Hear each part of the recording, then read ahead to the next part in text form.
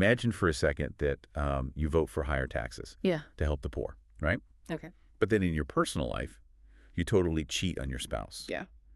Do those two things have anything to do with each other? I mean, most of us would probably say no, not at all. Right. Because we put them in different boxes. Yeah. Politics is like this one box over here. Your marriage is a completely different box over there. And in this world of, just constant information overload, we really tend to treat our values, our morals, our politics, our personal ethics like these totally fragmented, disconnected pieces of a giant jigsaw puzzle. Yeah, that's a great way to put it. It's like we're all walking around with these compartmentalized lives. Exactly. Some days it feels like we are foxes Right. running around knowing a lot of little disconnected things. We think about tax policy on Tuesday, and then completely separately, we think about being a good friend on Friday. Right. But today, our mission for this deep dive is to become the hedgehog. To know, as the ancient Greek poet Archilochus said, to know one big thing. And that is a profound shift in perspective.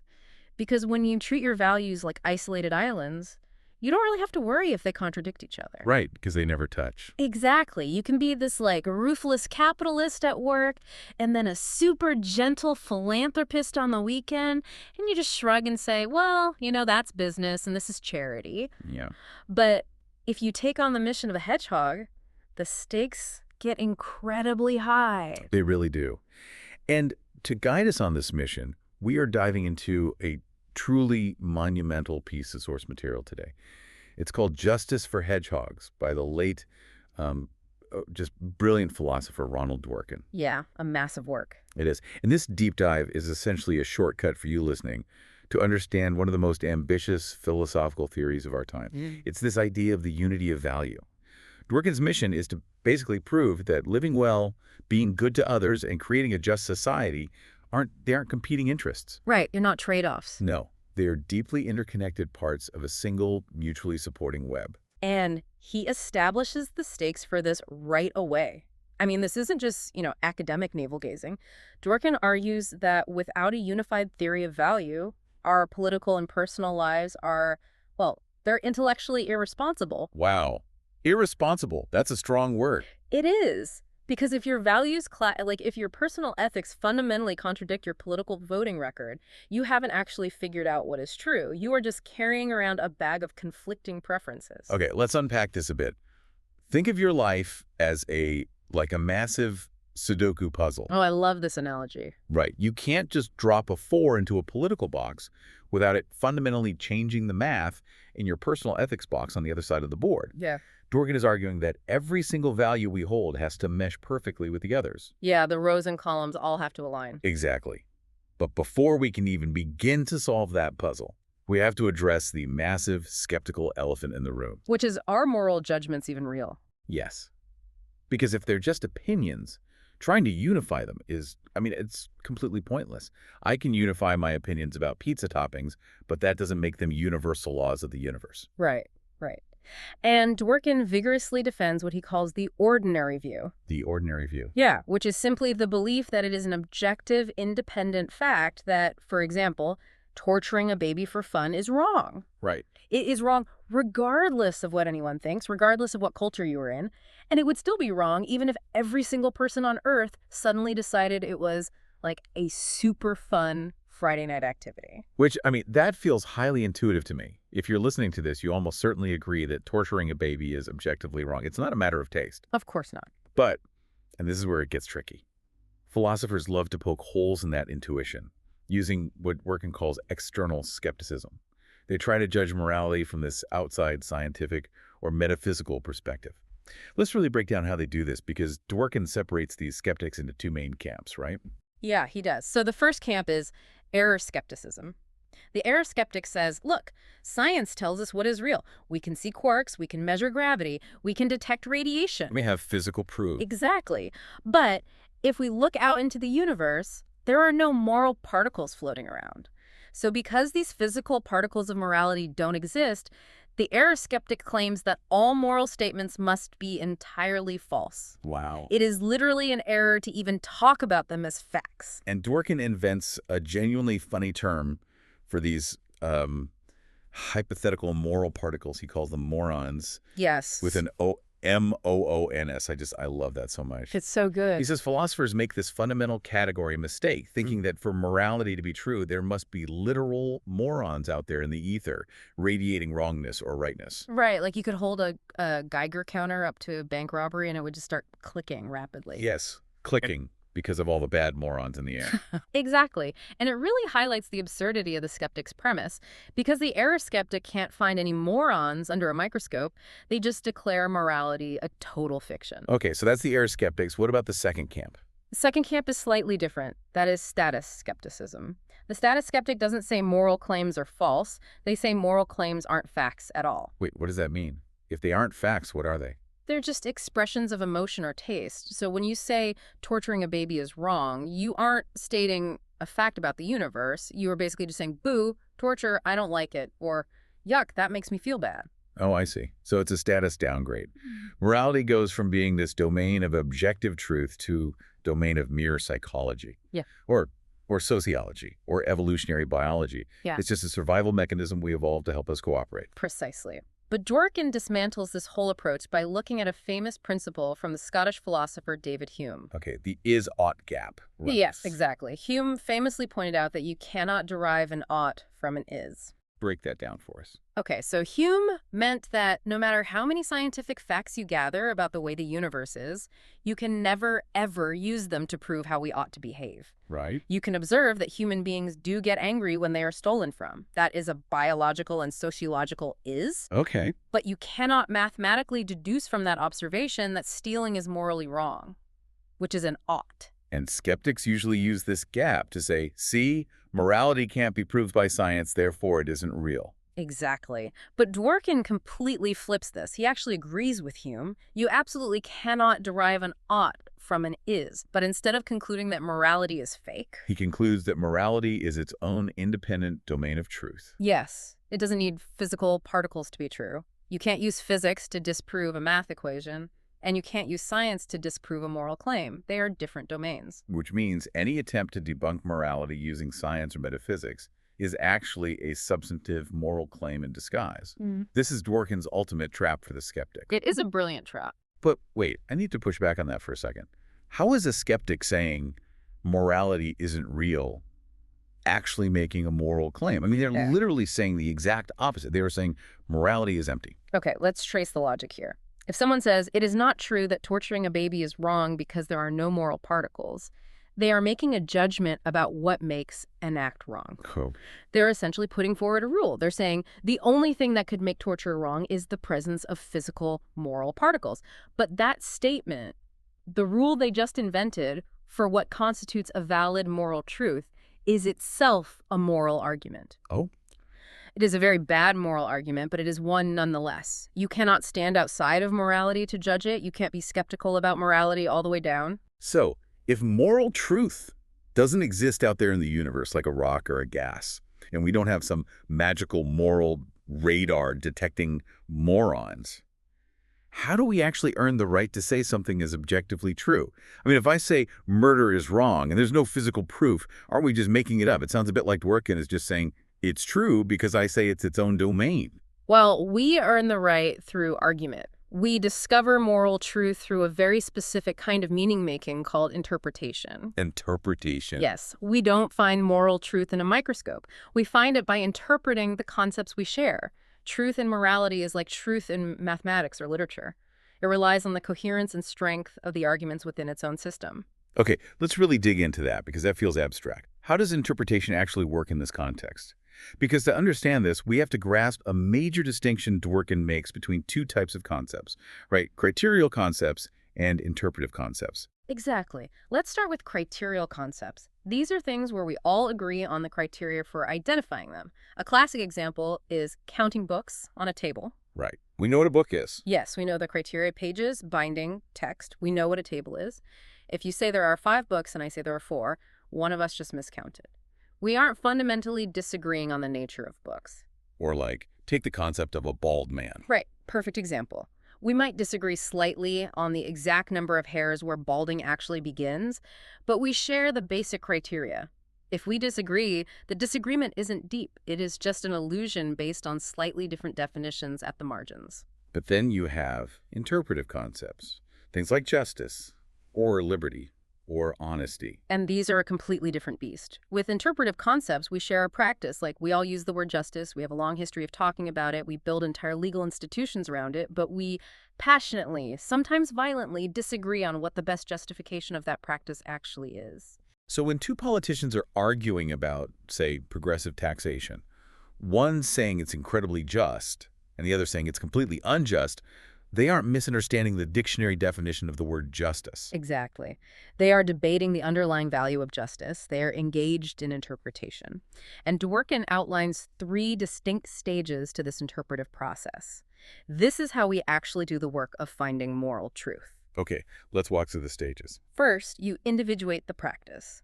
You have to recognize what genre you're operating in. Are we arguing about law, or are we arguing about poetry? Are we interpreting a social custom or a legal statute? Because interpreting the U.S. Constitution is vastly different from interpreting a knock-knock joke. You have to know what game you are playing. Exactly right. Then the second stage is attributing purpose. You ask, what is the value or purpose of this practice? Why do we care about justice at all? What is the point of the institution of law in human history? Right, like, is it just to keep order, or is it to protect individual rights? You have to identify the core value that justifies the practice. Yes. And finally, the third stage, finding the best realization of that purpose. You decide which specific application or which specific decision puts that practice in its best possible light, given the purpose you just identified in stage 2. I want to try an analogy here to see if I have this right.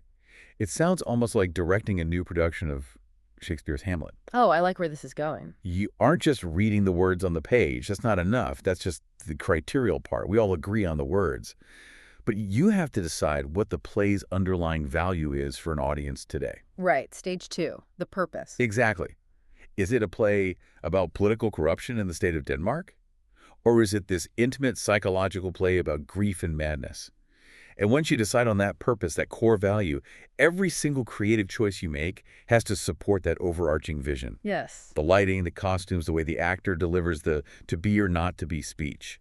You are interpreting the play to make it the best possible version of what you think it is. That analogy holds up beautifully. But let's test the boundaries of it. Could a director decide that Hamlet is actually a slapstick comedy about alien abduction? I mean, they could try, but the audience would probably boo them out of the theater. But why? Because, Absolutely. well, it fails the third stage. It doesn't provide the best realization of the text. Exactly. The words on the page, the history of the play, the actual substance of the object being interpreted, all of that puts limits on what is a valid interpretation. You can't just make up anything. Right. This is why interpretation isn't just subjective whim. Dworkin applies this whether you are reading a Yeats poem like Sailing to Byzantium or arguing about the Equal Protection Clause in the Constitution. The goal of interpretation is always to show the object in its best possible light based on the values that define success in that specific genre. And because interpretive concepts rely on values, you can't really define one value without referencing the others.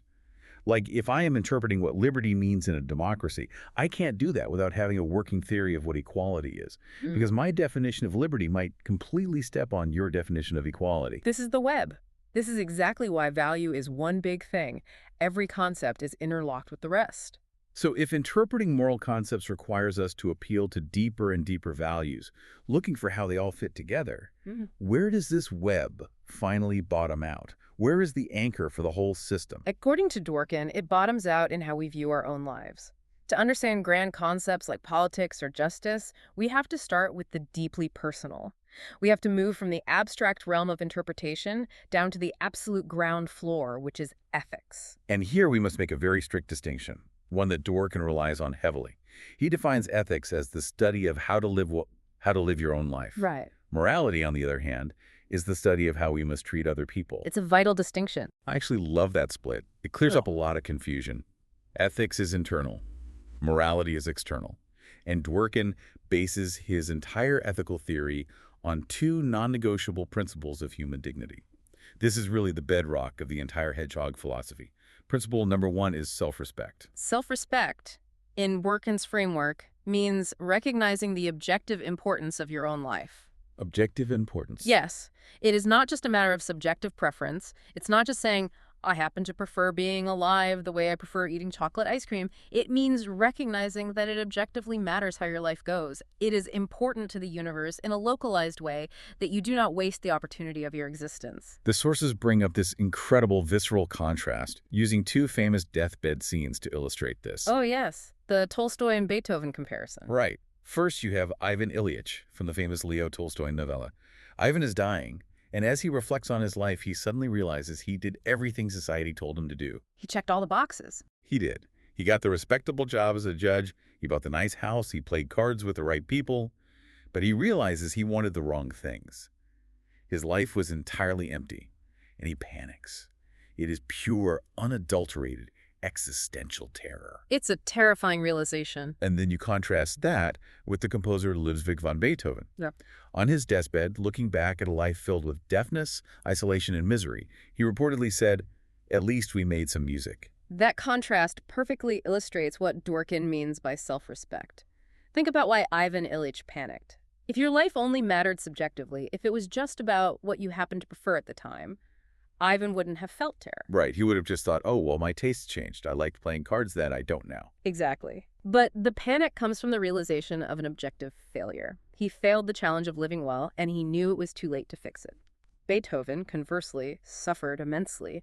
His life was not happy in the subjective, pleasurable sense, but he recognized the objective value of what he created and how he lived. He fulfilled his ethical responsibility. Which brings us directly to Dworkin's second principle of dignity: authenticity. Yes. Authenticity is such a buzzword today. We see it on Instagram all the time, living my authentic life, Wow, constantly. But Dworkin means something very rigorous here. Authenticity means you have the sovereign responsibility to author your own life. You have to create a coherent narrative that you actually endorse. You cannot just subordinate yourself to the culture or your parents' expectations or the crowd. You have to be the artist of your own canvas. Ivan Ilyich lacked authenticity because he just let society paint his canvas for him. Yeah. And this ties into a beautiful distinction Dworkin makes between product value and adverbial value.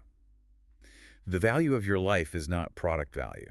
It is not about leaving behind a great physical product like a masterpiece painting or a cured disease or a massive fortune. Because, let's face it, the vast majority of human beings will never leave behind a world-altering product. Right. Does that mean their lives have no value? Of course not. The value of life is adverbial value. Adverbial, like verbs and adverbs. Yes. It is the value found in the performance of living well. Think of the value of a brilliant dive at the Olympics. Oh, I love this example. The diver leaps, executes a flawless series of twists, and enters the water without a splash. The dive leaves no physical product behind. 5 seconds later, the water just ripples and goes flat. You can't put the dive in a museum. But the performance of diving well was inherently valuable. You live well adverbially. You do it skillfully, ethically, authentically. Even if you are just a regular person working a regular job, the way you treat your friends, the way you engage with your hobbies, the way you face adversity, that is your Olympic dive. Beautifully said. But if you're listening to this, you might be wondering, why does this philosophical hair-splitting matter? Because, as the source points out, this adverbial, dignity-based view of life is the ultimate antidote to two incredibly toxic philosophies that really dominate our culture today. Yeah, these two extremes. The first toxic philosophy is the morality of self-abnegation. This is the idea often found in strict utilitarianism or certain religious traditions that you must constantly sacrifice your own happiness, your own projects, and your own desires for the greater good. It tells you that to be a good person, you must treat yourself as utterly unimportant. Right. But Dworkin says no. Your first duty of dignity is self-respect. You must care about your own life. And the second toxic philosophy is the exact opposite: the ethics of self-assertion. This is the cynical, nihilistic view that says morality is just a fake convention designed to control the weak. So the only rational thing to do is to aggressively take what you want, dominate others, and maximize your own pleasure. The Wall Street greed is good approach. Exactly, the Gordon Gekko approach. Yeah. Dworkin is charting a middle path. He is grounding our existence in a dignity that requires us to take ourselves seriously, but not at the expense of our authenticity. It is a profound, demanding middle path. But, and this is but to walk it, to actually build this web of value, we have to confront a major philosophical roadblock. Yeah. A threat that could entirely dismantle this idea of authenticity. Yeah, because I am sitting here loving the idea of being the author of my own performance. I want to be the Olympic diver of my own life. But what if I'm not actually the author? What do you mean? We live in an age of incredible scientific advancement. What if neuroscience, genetics, and the laws of physics prove that my choices are just the inevitable result of my brain chemistry and my childhood environment? Ah, Determinism. right.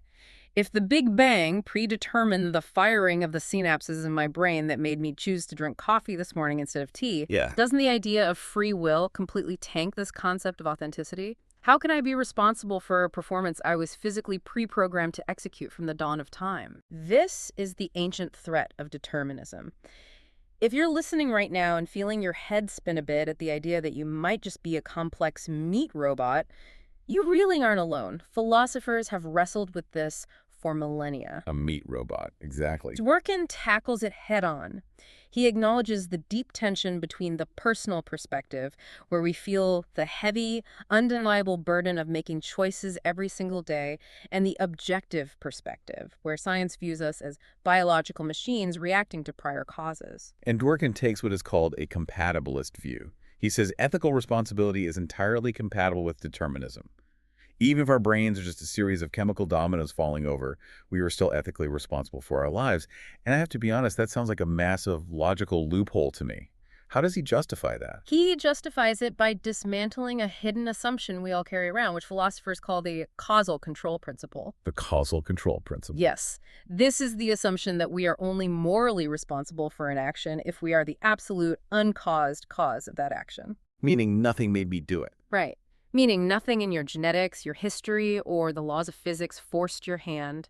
If determinism is true, we don't have causal control, so we can't be responsible. That's the standard fear. But Dworkin argues that this principle is actually a hidden ethical judgment, and it's a terribly flawed one. Let's ground this. I really need an analogy to understand how I can be responsible for something I was caused to do. Okay, let's go back to evaluating art. Imagine you are standing in a gallery looking at an incredibly beautiful, complex painting. The brushstrokes are masterful, the colors are evocative. Now, imagine a neuroscientist walks up to you and says, actually, I can prove that this artist was genetically predisposed to have amazing hand-eye coordination. Okay. Furthermore, they grew up in a very wealthy environment that highly praised and funded painting, and a specific chemical release in their brain compelled them to pick up the brush on the exact day they painted this. So the neuroscientist is basically explaining the entire causal chain that led to the painting. Exactly. Does any of that scientific data mean the painting isn't beautiful? No, the painting is right in front of me. It's still beautiful. And does it mean the artist didn't paint it? Well, no, their hand held the brush. Precisely. The remote natural causes of their talent, the genetics, the sociology, the brain chemistry, are completely irrelevant to the performance value of the art they created right in front of us. Oh, wow. Dworkin argues that we judge the ethical value of a life the exact same way. The remote natural etiology of our decisions, whether it traces back to the physics of the universe billions of years ago, is totally irrelevant to the adverbial performance value we create in our lives today. So when we judge someone's authenticity and self-respect, we are evaluating the performance itself. We are looking at their conscious engagement with their values, their struggle to make good choices based on their beliefs. We're not evaluating the cosmic chain of dominoes that led to the performance. Right. If you make a choice based on your values, you authored that choice. It doesn't matter if your values were shaped by your upbringing or if your neurons fired in a predictable way.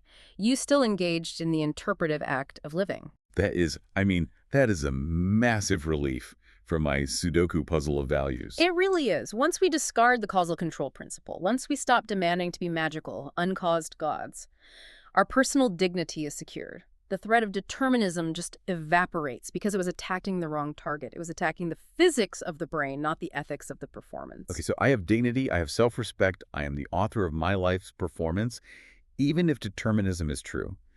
But here is the critical pivot for the entire deep dive.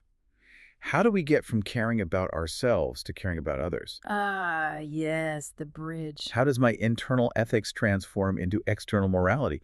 Because let's be real, a highly functional psychopath could theoretically have a lot of authenticity. They could author a very coherent narrative about wanting to manipulate people, and they could take their own life very seriously. How does Dworkin stop the hedgehog from becoming a monster? This is where we cross the bridge. The bridge between ethics caring for yourself and morality caring for others is built on Immanuel Kant's famous categorical imperative. Yes, Kant argued, and Dworkin adopts this, that you cannot adequately respect your own humanity unless you respect humanity in all its forms. I hear this all the time in philosophy, but I've always struggled with the why. Why can't I just be a selfish egoist? Why can't I say, my life matters objectively, I'm the star of the movie, but you are all just extras. Your lives don't matter. Because if you say that, you are committing a catastrophic failure of logic. The philosopher Thomas Stanlin frames this concept as reasonableness. Let's walk through the logical steps here. Let's do it. Go back to principle 1 of dignity. You accept that your life is objectively important. Now, you have to ask yourself, what makes it important? Is it because you have some magical property glowing inside you that no one else has? Are you biologically distinct from the rest of the species in a way that confers cosmic value? Well, no. I'm just a human. Exactly. Your life is important simply because you are a human being with a life to live. That is the only rational justification for your self-respect. Therefore, it is logically unreasonable, it is literally a contradiction, to treat the lives of other human beings as if they are not equally objectively important. They possess the exact same property that gives you your value. Because I'm not special. You aren't special just because you happen to be you. To claim you are objectively important while others are not is like claiming that the laws of gravity only apply to your house. Oh, wow. This is the moment. This is where Dworkin unites the Hedgehogs' vision. Morality isn't some external rule book that society forces on you to restrict your fun. It's not a set of 10 commandments handed down from on high that you reluctantly obey. No. Morality flows directly from your own self-respect. If you cheat someone, if you steal from them, if you dismiss their value, you aren't just breaking a social rule, you are fundamentally insulting your own dignity. You're contradicting the very premise that gives your own life meaning. It is a morality of self-affirmation, not self-abnegation. You are good to others because you take your own life seriously. If you degrade others, you degrade the currency of human life, which is the only currency you have. Okay, I buy the logic. The logic is tight. I buy that we have to respect everyone's objective importance to maintain our own dignity. But let's get out of the philosophy classroom and into the messy real world. Okay, let's do it. Does this mean I have to value a total stranger's life exactly as much as my own child's? Or my own life? If my house is burning down and I only have time to save my daughter or 2 strangers who happen to be in the house, does this hedgehog math say I have to save the 2 strangers because 2 lives have more objective importance than 1? How does this not just turn back into a rigid mathematical utilitarianism? That is the ultimate test of any moral theory, right? It's easy to agree on principles in the abstract, but we have to look at extreme, sometimes uncomfortable cases to test how these principles handle actual situations of aid and harm. And Dworkin does not believe you have to save the 2 strangers. But wait, why not? If all lives have equal objective importance, isn't 2 greater than 1? Because you are forgetting the second principle of dignity, authenticity. Yes, everyone's life has equal objective importance, but you are not required to treat everyone with equal impartial concern at all times. You have a sovereign responsibility to author your own life. That authorship inherently includes forming specific relationships, loving your children, and pursuing your personal projects. Right, if I didn't care more about my daughter, I wouldn't be a very good parent. Exactly. If morality demanded that you treat every human being equally at all times, you couldn't be a parent, you couldn't be a friend, you would just be an impartial resource distribution machine. So you save your daughter because saving her is an integral part of the authentic life you are ethically responsible for authoring. That makes a lot of sense. It protects my personal life. Yeah. But what about strangers? Do I have any duty to help them? Yes, absolutely. Dworkin says our duty to aid strangers is heavily modified by 2 concepts: proximity and confrontation. Proximity and confrontation. Right. Imagine you are walking by a shallow pond and you see a child drowning. You can easily wade in and save them, but it will ruin your expensive shoes. In this moment, you are confronted by a proximate, immediate danger to another human life. Right, the famous Peter Singer pond analogy. Yes. In this context of confrontation, the ethical demand changes completely. You don't have to adopt the child. You don't have to treat them like your own daughter forever. But to ignore them in that specific moment of proximity when you could easily help is to declare through your actions that their life has no objective value. It is to say, my shoes are worth more than your existence. Exactly. And that violates Kant's principle. It destroys your own claim to objective importance. Okay, so proximity and confrontation create a duty to rescue. But what happens when we have to cause harm to save someone? This brings us to the most famous and infamous philosophical thought experiment of all time, the trolley problem. Yes, we have to talk about the trolley problem. I'm sure many of you listening are familiar with this, but let's outline the two classic cases clearly, because Dworkin uses them to illustrate a crucial, often misunderstood distinction between deliberate harm and competitive harm. Okay, case A is the standard scenario. A runaway trolley is hurtling down the tracks. Ahead on the tracks, 5 people are tied up and cannot move. The trolley is going to crush them. You are standing next to a switch. If you throw the switch, the trolley will be diverted onto a sidetrack. However, there is one person tied to the sidetrack. If you throw the switch, you save the 5, but the one person dies. And when polled, the vast majority of people and philosophers say it is morally permissible to throw the switch. It's tragic, but saving 5 is better than saving 1. Right. Now, consider case B. The same runaway trolley is hurtling toward the 5 tied-up people, but this time, there is no sidetrack, there is no switch. Instead, you are standing on a footbridge over the tracks, right above the path of the trolley. Standing next to you is a very large, heavy man. You realize that the only way to stop the trolley and save the 5 people is to push the large man off the bridge onto the tracks. His body mass will stop the trolley, but he will be killed in the process. And here's where human intuition flips completely. Almost universally, people say case B is impermissible. It feels like murder. But let me push back hard here, playing the devil's advocate. Go for it. The math is exactly the same. One person dies to save 5. In case A, I take an action throwing a switch that results in 1 dead body. In case B, I take an action pushing a man that results in 1 dead body. If I am the guy on the sidetrack in case A, I don't care about your philosophical nuances, I'm dead. So why does our moral intuition scream that case B is evil? Is it just a squeamish emotional reaction to physically touching someone? No, it is not just squeamishness. Dworkin explains the fundamental difference using what is called the double effect principle. The difference between the two cases isn't the final body count. The difference is the meaning and the mechanism of the act itself. It is the difference between intention and foresight. Break that down. How does the mechanism differ? In case A, throwing the switch, you are redirecting a pre-existing threat. Your intention is solely to divert the trolley to save the 5. The death of the one person on the sidetrack is a tragic foreseen side effect. We know this because of the counterfactual. What's the counterfactual? If, by some miracle, the person on the sidetrack manages to untie themselves and run away just as the trolley turns, you would be thrilled.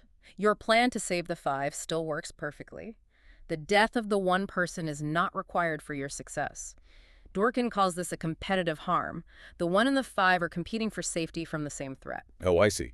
My goal is just to move the train, not kill the guy. Exactly. But in case B, In case B, pushing the large man. you are doing something entirely different. You are using the man's body as a means to an end.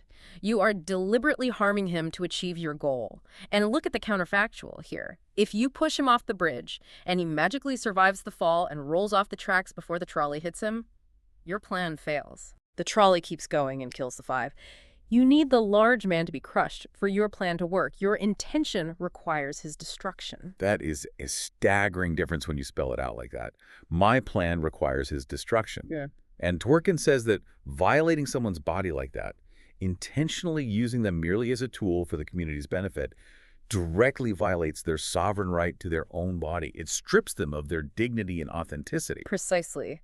Because if we justify pushing the large man just because the math works out, saving 5 for the price of 1, we open a terrifying door.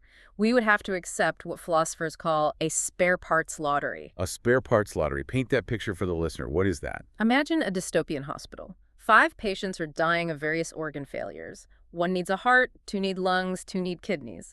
A perfectly healthy person walks into the hospital for a routine checkup. If the utilitarian math of case B is all that matters, the doctors are morally obligated to kidnap the healthy person, harvest their organs, kill them, and save the 5 dying patients, it's the exact same math. 1 dies to save 5.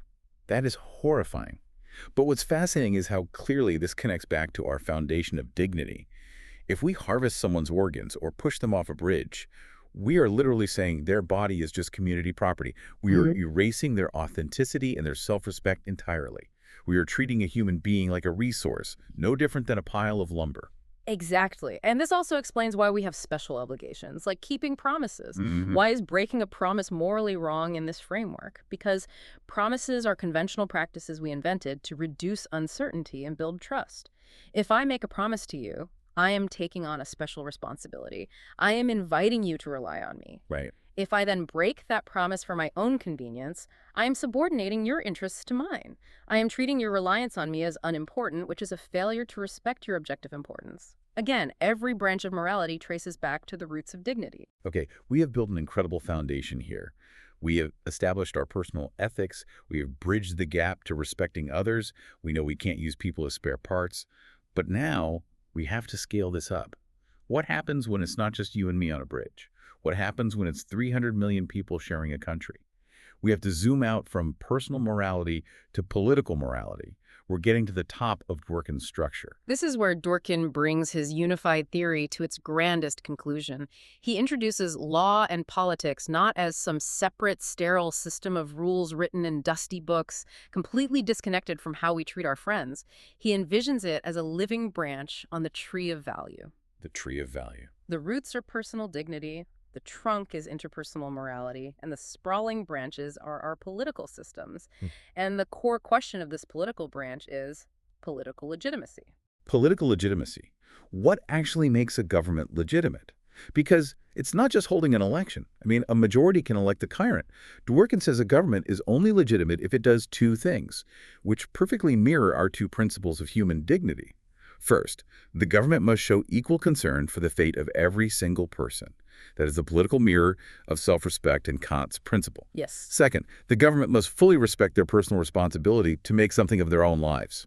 That is the political mirror of authenticity. Any political system, any policy, any law has to solve those two simultaneous equations: equal concern and personal responsibility. Let's look at how Dworkin applies this to the economy, which is the ultimate battlefield of equality.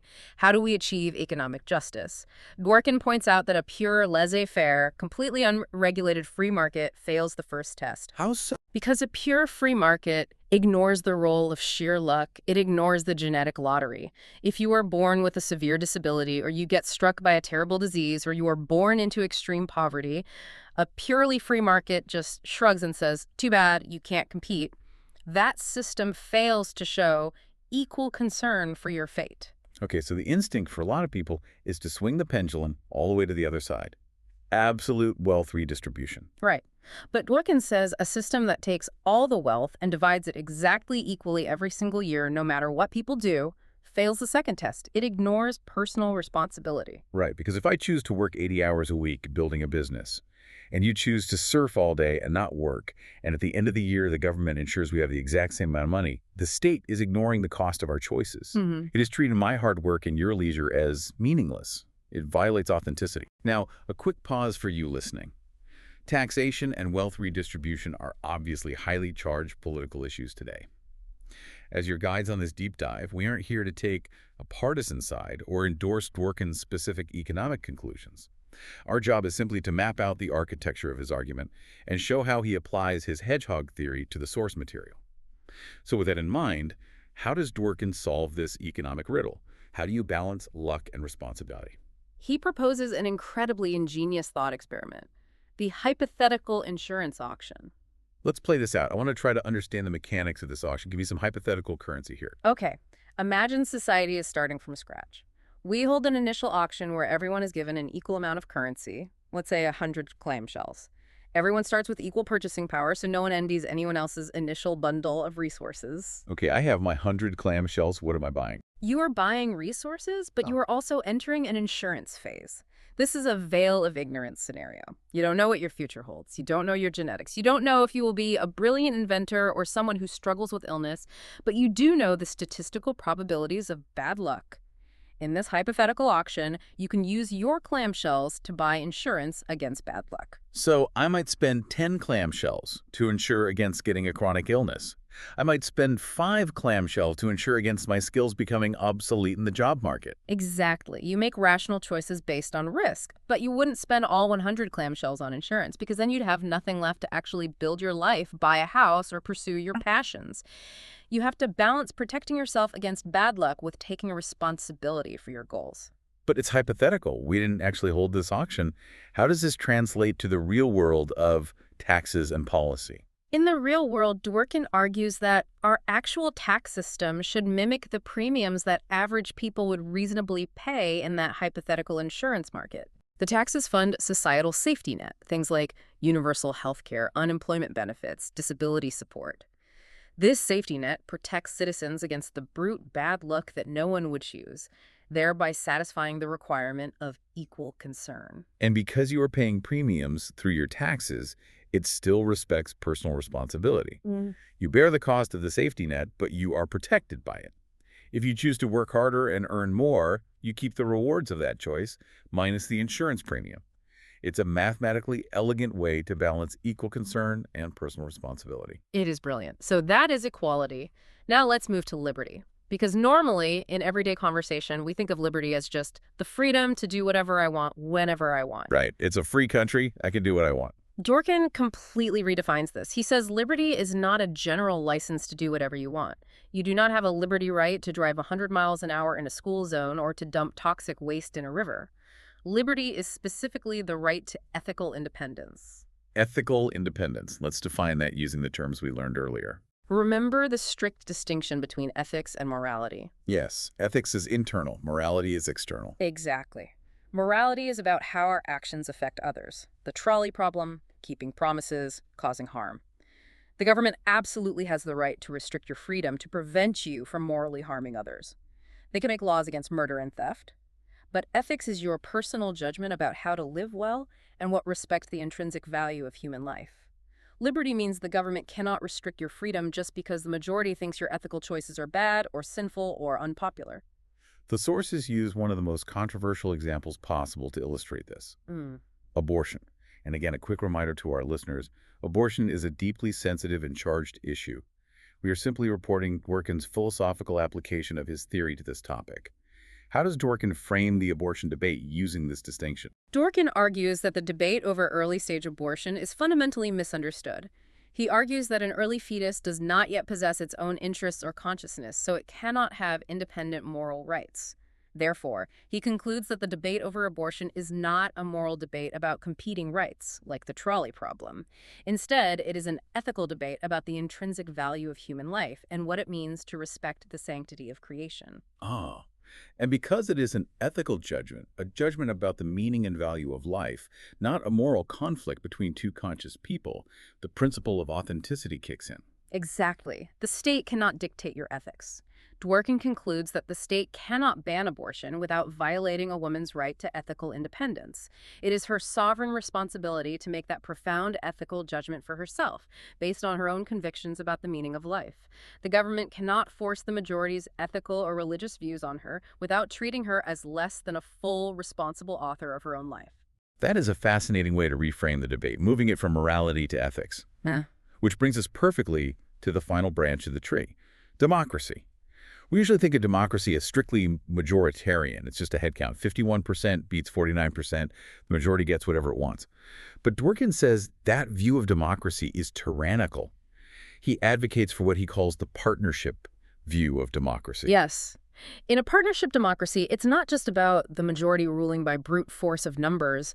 A true partnership democracy requires that every single citizen has an equal voice in the process and an equal stake in the outcome. If we connect this to the bigger picture, Dworkin is pulling off a massive philosophical magic trick here. He is showing that equality, liberty, and democracy do not conflict.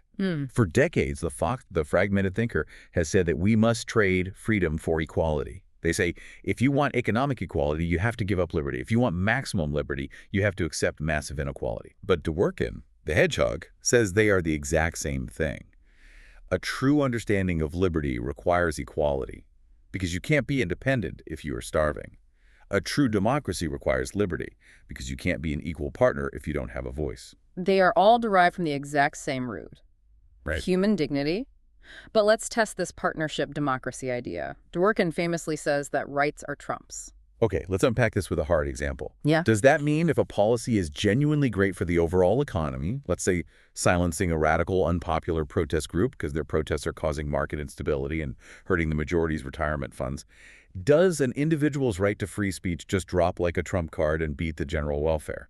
even if protecting that right actively hurts the majority of the country. Absolutely. That is the very definition of a right acting as a trump card. Rights are the ultimate protector of individual dignity against the tyranny of the majority or the cold calculus of the general welfare. Think back to the trolley problem. If the government could silence you or strip you of your property or ban your ethical choices just because it made the economy run smoother for the rest of us, they would be treating you as a means to an end. They would be pushing you off the footbridge to stop the trolley. They would be using me as a spare part for the social machine. Yes. A right is a guarantee that you are an equal partner in the democratic enterprise, not a resource to be managed. Wow. We have covered an immense amount of ground today. Let's bring this all together and summarize the massive architecture we just explored. We started this deep dive with a pile of disconnected values, a messy Sudoku puzzle of politics, morals, and personal preferences. Through Dworkin's Justice for Hedgehogs, we established that moral truth is actually real, not just an opinion, and we find it through the rigorous process of interpretation. We grounded that interpretation in the bedrock ethics of human dignity, meaning you must have self-respect for your own objective importance and authenticity in authoring your own life. We then extended that dignity to others through morality, proving logically that we cannot respect ourselves without respecting the equal importance of every other human being. And finally, we scaled that interpersonal morality up to a political system, demanding a government based on true equality through the insurance auction, liberty as ethical independence, and a partnership democracy where rights trump the mob.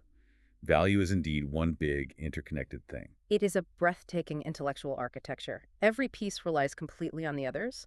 If you pull out the concept of dignity, the political theory of equal concern collapses. If you pull out objective truth, the ethics of self-respect collapse into nihilism. It stands or falls as a unified whole. I want to leave you, the listener, with a deeply personal, lingering idea built directly from the source material. It's easy to get lost in the political theory, but remember, this all bottoms out in how you live. At the very end of his epilogue, Dworkin attacks the pervasive cultural lie that wealth, fame, and power are the ultimate metrics of a good life.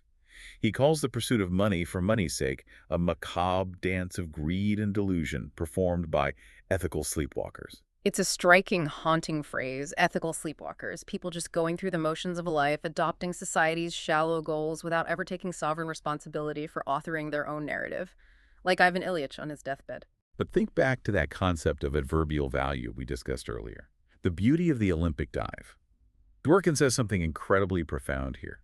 He says that even if humanity is ultimately doomed, even if the sun eventually expands and swallows the earth millions of years from now, and every physical product we've ever built, every painting, every building, every book is completely erased from the universe, the way you live today still matters. By living a good life well, by acting with dignity and authentic care for others, Dworkin says we write a subscript to our mortality. We make our lives tiny diamonds in the cosmic sands. Diamonds in the cosmic sands. So as you go back to your day, whether you are heading to work or making dinner or talking to a friend, look at the puzzle pieces of your life. Are you moving through the world as an ethical sleepwalker? Or are you taking the time to polish your diamond?